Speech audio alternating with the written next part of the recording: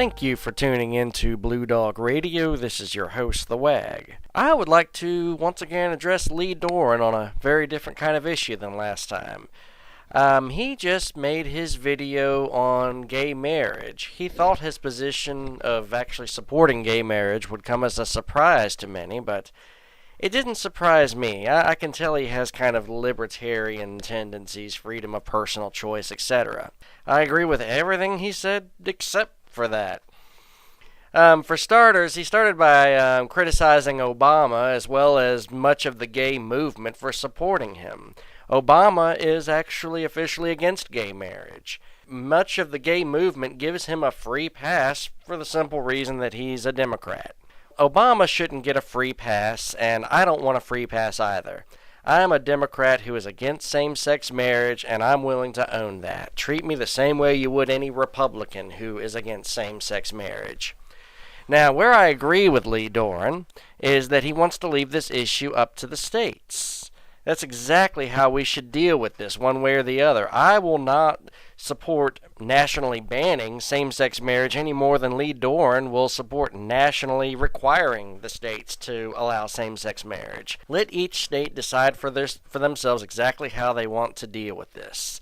I also agree with him that there's no reason a conservative can't be in favor of same-sex marriage. I'm not, but some are. What I would say is you stop being a conservative the moment you start supporting legislating from the bench.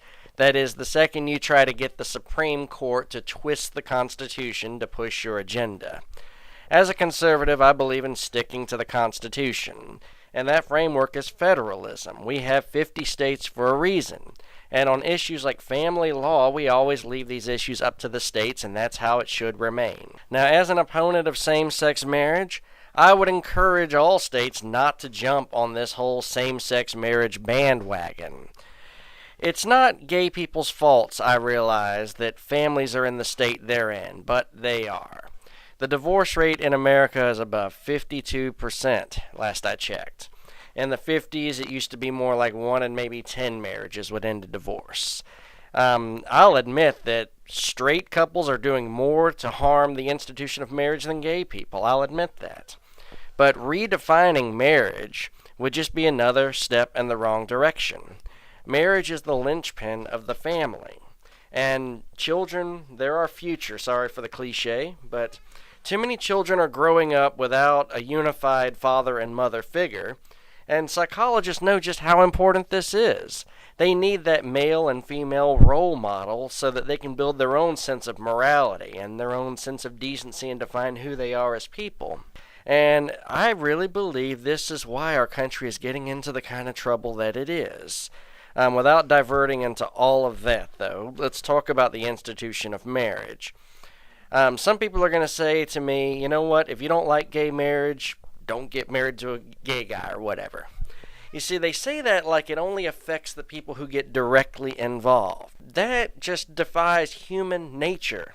We human beings are not completely autonomous beings. We are communitarian by nature. We live in towns and cities with each other. We talk to each other at the store. We sometimes go to church with each other. We send our kids to school with other kids, and we maybe know the teachers there, hopefully.